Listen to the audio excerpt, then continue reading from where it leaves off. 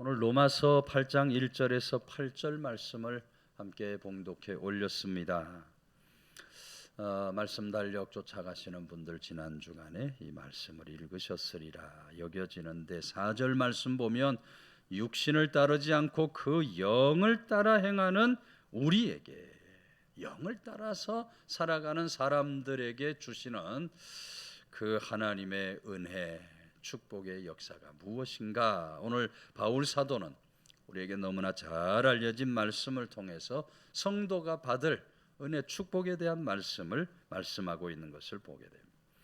1절 말씀 보면 그러므로 이제 그리스도 예수 안에 있는 자에게는 결코 정죄함이 없다. 여러분, 여기 정죄함이라고 하는 말이 나오는데 헬라어 원어로 카타크리마라는 말로 문자적인 뜻을 풀면 하나님의 엄정하시고 절대적인 판단이라고 되어 있습니다.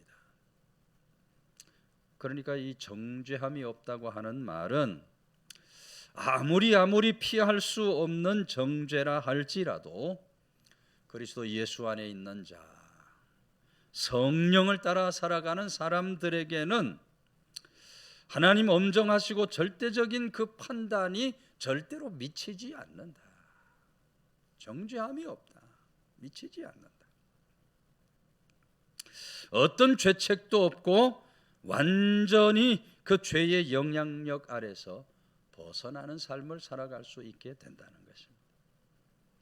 그러면서 바울 사도 정죄함을 당하지 않는 그 이유에 대해서 2절 말씀 보면 이는 그리스도 예수 안에 있는 생명의 성령의 법이 죄와 사망의 법에서 너를 해방했기 때문이다. 그렇게 말씀하고 있는 것을 보게 됩니다. 여러분, 오늘 우리들이 예수 그리스도를 믿기 전의 모습은 마치 무거운 짐을 지고 헤엄을 치는 것 같은 삶입니다. 무거운 짐을 지고 물에 들어가 헤엄을 친다. 어떻게 되겠습니까? 그 짐에 눌려서 아마 물속에 가라앉을 수밖에 없을 겁니다. 그러나 성령을 따라 살아가는 사람은 그 무거운 죄의 짐을 벗게 되는 거예요. 죄사함이 없으므로 죄의 짐을 벗게 되는 겁니다. 성령 하나님은 물에 뜨게 하는 부력과도 같아서 그 주시는 은혜로 말미암아 우리들은 절대로 사망 가운데 빠져들지 않게 되는 겁니다. 그러므로 오늘 우리는 정죄함이 없는 그런 자유한 그리스도인의 삶을 살기 위해서 언제나 성령을 따라 살아가는 사람들이 되어야 할 줄로 믿으시기를 바랍니다. 몇 년 전에 은퇴하신 한국 기독교 100주년 기념교회 담임 목사였던 이재철이라는 목사님 잘 아십니다. 저 양화진에 있는 100주년 기념교회에서 목회를 하셨던 분인데 이 목사님께서 이 말씀 성령의 법과 죄의 법에 대하여 이야기하면서 이것을 이해하기 쉽게 하기 위해서 새와 돌을 비유로 들어서 설명한 적이 있습니다. 여러분, 우리가 돌을 들어서 하늘로 돌을 던집니다. 아무리 세게 하늘로 돌을 던진다 할지라도 그 돌은 어떻게 돼요? 금방 땅에 떨어질 수밖에 없습니다.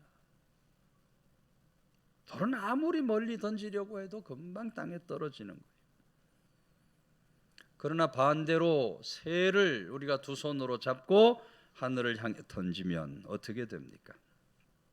날개치고 공중으로 솟아오릅니다. 새는 살아있는 생명체이기 때문에 새를 던지면 저 창공을 향해서 날아가게 되어 있어요. 이재철 목사님은 그와 같다 그랬어요. 하나님 믿지 않는 불신의 사람들, 죄를 지으면 그 죄의 바닥으로 금방 추락을 하게 되지만 그러나 부름받은 성도는 예수 그리스도 안에 거하는 순간, 성령 하나님의 법을 따르는 순간 그 성령의 법이 우리를 끌어올려서 영원한 생명으로 저 천국 하나님의 나라로 인도해 가게 되는 것이다. 그리스도 예수 안에 있는 자, 성령을 따라 살아가는 사람들, 죄의 속박이 없는 자유한 삶을 살아갈 수 있게 될 줄로 믿으시기를 바랍니다. 러시아의 황제였던 니콜라이 1세가 있습니다. 이 니콜라이 황제는 가끔 병사복장을 해요. 변복을 하는 거죠. 변복을 하고 자기 군대의 그 진영을 순찰하는, 점검하는 그런 습관이 있었다 그럽니다. 오늘 밤에 황제가 자기가 좋아하는 어떤 장군의 아들이 그 군대에 머물고 있는데, 이 장군의 아들이 재정을 맡아서 아주 중요한 업무를 맡아서 군 생활을 하고 있는 겁니다. 그 장군 아들, 가까이 지내는 좋아하는 장군 아들 어떻게 지내는가 한번 시찰을 나간 겁니다.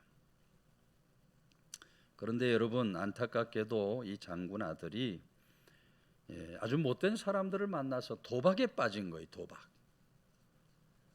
도박에 빠지니 어떻게 됩니까? 군에서 번 얼마 되지 않는 돈 도박으로 금방 다 날릴 뿐만 아니라 군대 그 부대의 재정을 맡고 있으니까 이 군대 자금에 손을 대기 시작을 한 거예요.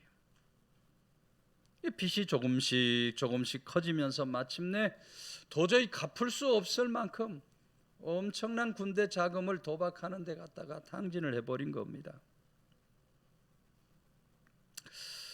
말할 수 없는 좌절 절망에 빠진 이 장군의 아들이 이렇게 사느니, 아버지 얼굴에 먹칠하고 죄인으로 사느니 차라리 죽는 것이 낫지 않겠나 생각을 하는 거예요. 그 늦은 밤인데 자기 사무실 가서 금고에 남은 돈을 꺼내 책상 한쪽에 놓습니다. 그리고 그 금고에 있어야 할 액수를 나타내는 장부도 옆에다 다 펼쳐놔요. 그리고는 마지막 펜을 들어서 그 장부의 맨 밑줄에 이렇게 글을 써요. 이렇게 큰 돈, 큰 빚을 누가 갚을 수 있을까? 이렇게 큰 돈을 누가 갚을 수 있을까?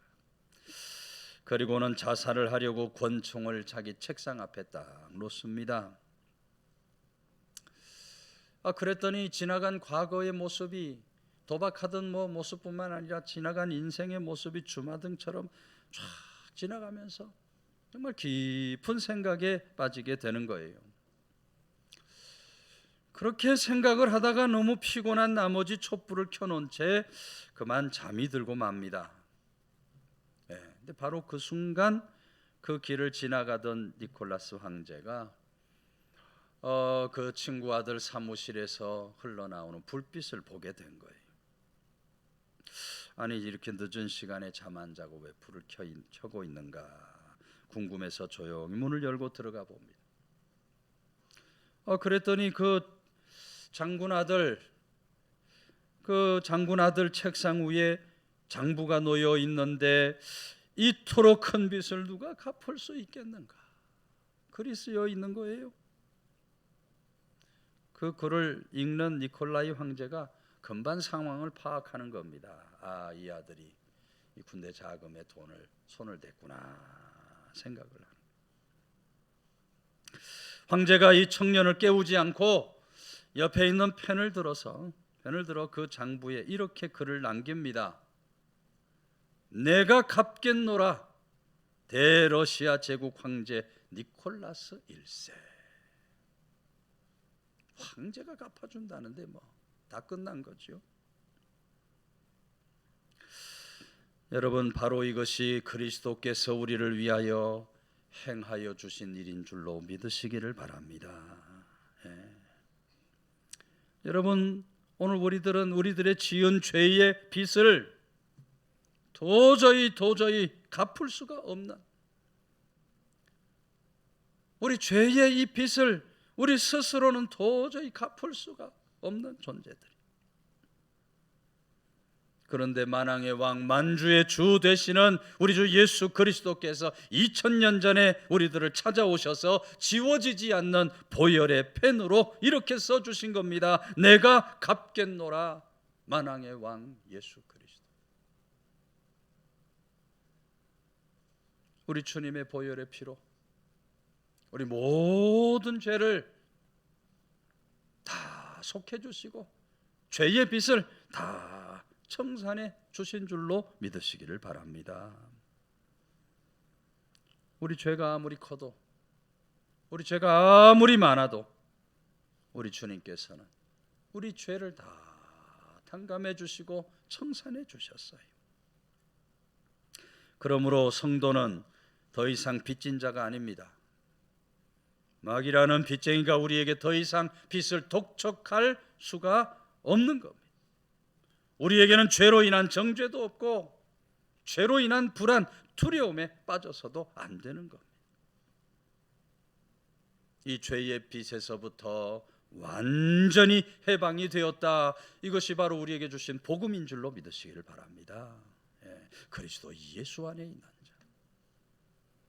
자, 날마다 우리가 성령을 따라가는 사람으로 더 이상 정죄함이 없는 참된 자유인 복음의 사람으로 넉넉히 이기고 승리하며 살아갈 수 있게 되시기를 주의 이름으로 축원해 드립니다.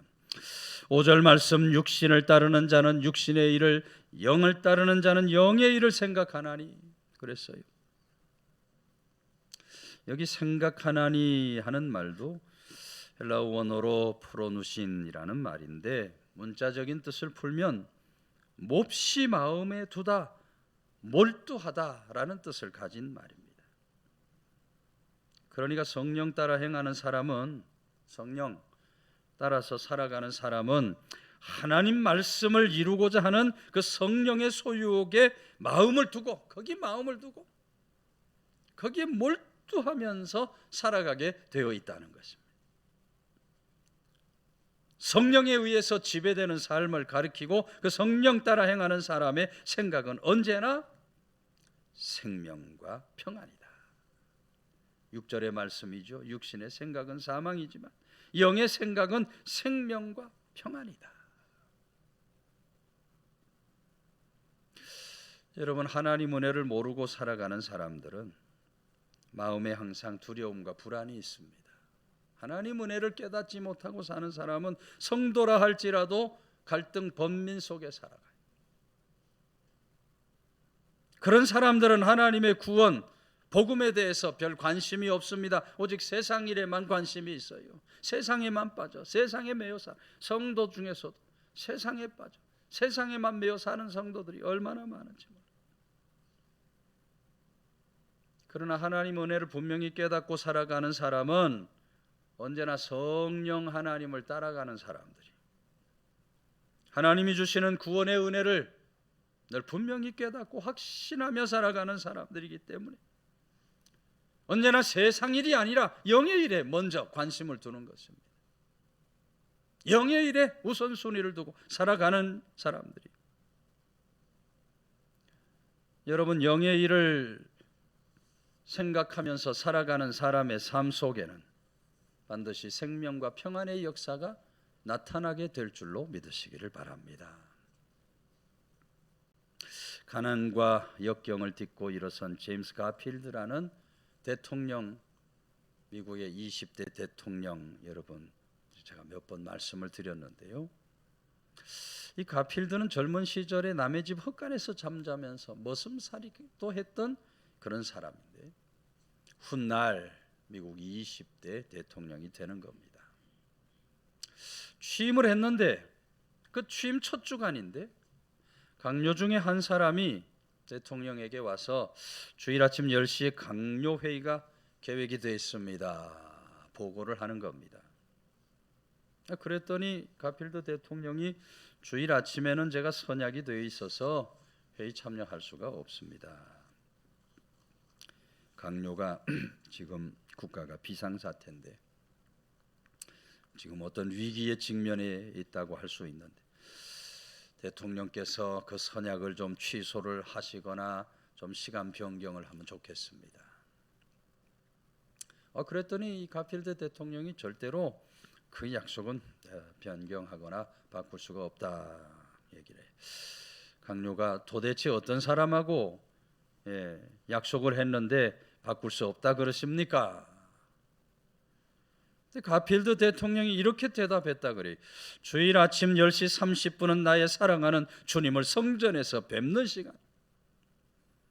나는 그렇게 하기로 오래전에 우리 주님과 약속을 했습니다. 대통령의 완고한 말에 강요가 더 이상 아무 말을 할 수 없었다는 그런 유명한 일화 얘기가 있어요. 여러분, 가필드 대통령은 육신의 일이 아니라 언제나 영의 일을 우선하는 사람, 영의 일을 생각하고 성령을 따라갔던 대통령이었다. 오늘 우리가 언제나 영의 일을 생각하고 살아간다고 하는 것이 어떤 삶인가 하는 것을 잘 보여주는 이야기가 아닐 수 없어요. 주일을 생명처럼 지키는 것, 주님과의 약속을 생명처럼 지키겠다고 하는 이 영의 일을 생각하는 그런 사람이 바로 성령을 따라가는 사람, 성령 하나님의 은혜 축복 속에 살아가는 사람의 삶이다. 오늘도 거룩한 성일 여러분 성전에 얼마나 잘 올라오셨습니까? 주일을 생명처럼 소중히 여기고 하나님께 예배드리는 일, 우리 삶의 가장 우선하는 일이다. 우선순위를 바르게 세우고 살아가는 사람, 그런 사람을 하나님이 기대하시고 기뻐하시고 그런 사람의 삶 속에 하늘 복을 부어주시는 그런 좋으신 하나님이 되신다. 오늘 우리 모두 성령을 따라 살아가는 사람으로 세상의 일이 아니라 언제나 영의 일을 먼저 생각하며 살아가는 사람, 성령 하나님이 주시는 은혜 축복 속에 사는 성도들이 다 되시기를 주의 이름으로 축원해 드립니다. 마지막 8절은 육신에 있는 자들은 하나님을 기쁘시게 할 수 없느니라 그랬어요. 여기 기쁘시게라고 하는 말도 헬라어로 보면 아레사이라는 말인데요, 문자적인 뜻을 보면 기쁘게 하려고 노력한다는 겁니다. 기쁘시게는 그냥 기쁘시게가 아니라 기쁘시게 하기 위해서 노력을 하는 거예요. 어떻게 하면 하나님 기뻐하시고 노력하는 거예요. 여러분, 육신에 머물러 있는 사람, 세상에 머물러 있는 사람은 하나님을 기쁘시게 하는 삶을 절대로 살아갈 수 없습니다. 그런 사람들은 자신의 한계를 극복하지 못해요. 언제나 자기중심적으로 살아가게 되어 있어요. 그러니 결국 오늘 말씀처럼 하나님과 원수가 돼요. 7절 말씀이죠. 하나님과 원수가 되는 겁니다. 하나님의 법에 굴복할 생각을 하지 않는 거예요. 하나님의 법과 상반된 삶을 살아가니 하나님과 점점 멀어질 수밖에 없는 겁니다. 그러나 여러분, 성령을 따라 사는 사람은 어떻게 돼요? 언제나 행함 있는 믿음과 삶으로 하나님 기쁘시게 해드려요. 하나님 기쁘시게 해드려요. 하나님의 법에 언제나 자신을 쳐서 복종시키는 거예요. 하나님을 기쁘시게 해드리는 사람, 하나님 말씀 앞에 언제나 굴복하는 삶을 살아가는 겁니다. 오늘 우리는 성령의 인도를 따라서 그와 같이 하나님을 기쁘시게 하는 삶에 힘쓰며 살아가는 성도들이 되어야 할 줄로 믿으시기를 바랍니다. 신발 한 켤레의 사랑이라는 제목의 책이 있습니다. 아주 감동적인 그런 이야기들을 모아놓은 책인데요, 미국에서 목회하시고 은퇴하신 침례교회 윤영준이라는 목사님이 그런 이야기들을 모아가지고 책을 만들었어요. 이 책에 보면 전화위복의 기회라는 제목의 글이 있습니다. 청년 윌터라고 하는 사람이 젊은 시절 병원에서 여드름 치료를 해요. 여드름이 심하게 나서 여드름 치료를 받게 되는데 그만 그 치료 과정 속에서 레이저 치료를 너무 많이 받은 거예요. 레이저 치료를 너무 많이 받다 보니까 여드름 치료하려다가 얼굴에 흉터만 잔뜩 생겨가지고 흉측한 얼굴이 되고 만 겁니다. 우울증이 오지요. 얼굴이 그렇게 되니까 아주 심한 우울증을 앓게 되고요. 열등감에 빠져서 집 밖에도 나가지 않는 그런 참담한 삶을 살아가게 되는 거예요. 그런데 이 청년이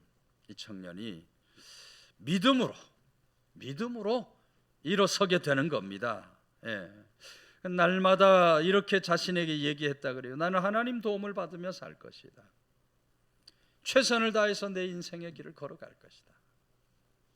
믿음 안에서 날마다 그렇게 결단을 하면서 살아가는데 그부터는 자기 외모에 신경을 쓰지 않았다 그래요. 겉모습에 남들이 뭐 어떻게 보든지 겉모습에 신경을 쓰지 않고 오직 하나님만 바라보면서 하나님 어떻게 하면 하나님을 기쁘시게 해드릴까 삶의 목표를 정하고 살아갔다는 것. 중국에 의료 선교사로 헌신하는 기회가 있어서 중국을 다녀온 후에 미국에 돌아와 가지고 정치에 입문을 합니다. 그리고 국회의원으로 당선이 되는데요. 이후에 무려 10번이나 국회의원에 당선이 되면서 미국 사회에 아주 유명한 인사가 되는 거예요.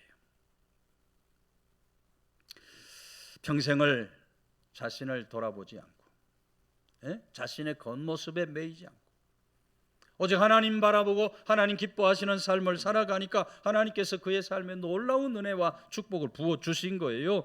그래서 여러분 이 윌터 가는 곳곳마다 나 자신의 기쁨을 위해서가 아니라 하나님을 기쁘시게 하는 삶을 살았더니 하나님께서 제 인생을 전화위복시켜 주셨습니다.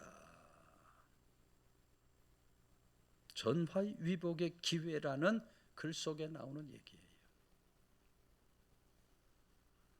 여러분 오늘 우리들도 주드 웰터와 같이 우리 겉모습에 매이는 삶을 살아서 안 됩니다. 우리 외모에 빠져 살아가는 어리석음이 있어서 안 돼요. 오늘 우리는 오직 하나님 기뻐하시는 삶, 하나님이 무엇을 기뻐하실까? 하나님 기쁘시게 하는 삶에 힘쓰며 애쓰며 살아가는 성도들이 되어야 할 줄로 믿으시기를 바랍니다. 여러분 초대교회 성도들은 항상 하나님 기쁘시게 하는 데 힘썼던 사람들이었어요. 자신의 기쁨을 위해서 일하지 않았어요. 하나님 기쁨을 위해 살아. 교회가 핍박을 당하고 박해를 당할 때 때로는 자기 생명을 내어놓아야 하는 순교의 그런 상황을 만날지라도 저들은 그런 것들을 두려워하지 않고 믿음을 지켜나가는 겁니다. 하나님이 믿음을 지키는 것을 기뻐하실 것이다. 목숨을 다해서 믿음을 지켜나가는 거예요. 여러분 바울 사도도 하나님을 기쁘시게 아주 분명한 삶의 목표를 가지고 일평생을 살아갔다고 했어요. 우리 종교개혁주일이 나누었던 갈라디아서 1장 10절 뭐라고 되어 있어요? 이제 내가 사람들에게 좋게 하랴 하나님께 좋게 하랴 사람들에게 기쁨을 구하랴 내가 지금까지 사람들의 기쁨을 구하였다면 그리스도의 종이 아니니라. 사람의 기쁨 위해 살지 않고 하나님 기쁨 위해서 살았다.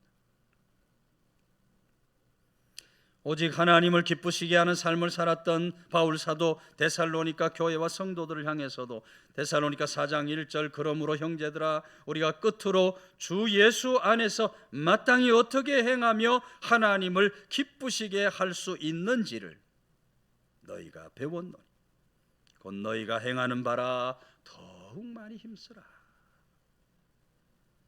바울 사도 디모데 보고를 받고 데살로니가 교회 성도들로 인하여 기뻐하면서 감사를 드려요. 왜 그래요? 저들이 하나님 기뻐하시는 삶을 살아가고 있거든. 하나님 기뻐하시는 삶을 살아가는 저들을 바라보면서 더 힘써라. 하나님 기뻐하시는 삶에 더 힘쓰라고 권고하고 있는 것을 보게 되는 거예요. 여러분, 오늘 우리들 성령을 따라 살아갈 때 하나님을 기뻐하는, 하나님께서 기뻐하실 만, 하나님을 기쁘시게 하는 삶에 힘쓰는 그런 성도의 삶을 반드시 살아가야 할 줄로 믿으시기를 바랍니다. 우리 개인의 삶도 내가 어떻게 이 세상 사는 것이 하나님 기뻐하시는 삶이실까? 늘 기도하면서 하나님 기뻐하시는 삶에 힘써야 돼요. 우리 가정도 어떻게 우리 가정을 세워야 하나님이 기뻐하실까?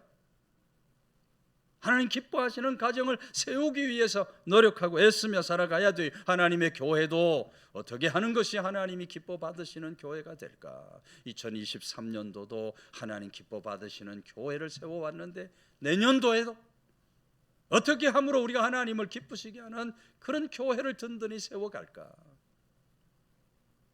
하나님 기뻐하시는 교회를 세우는 일에 우리 모두가 마음을 모으고 힘을 다하여 전심전력할 수 있어요. 요즘 같으면 하나님 기뻐하시는 일이 무엇이겠습니까? 요즘 같으면 다니엘 기도에 열심히 참여해야죠.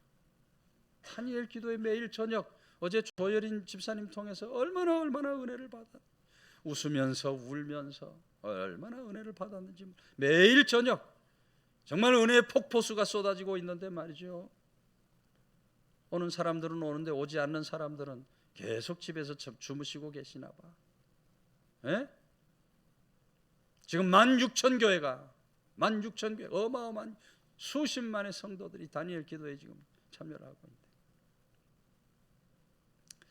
오늘 저녁도 스티븐 오라고 하는 아마 헐리우드 영화 감독이 아닌가 싶은데 저녁에 나와 또 간증을 합니다. 예.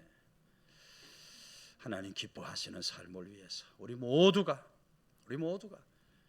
어찌하든지 하나님을 기쁘시게 하는 삶을 살아가는 사람, 그래서 하나님께서 그 기쁨을 받으시고 우리 삶 속에도 기뻐할 만한, 우리들이 기뻐할 만한 그런 은혜 축복을 부어주시는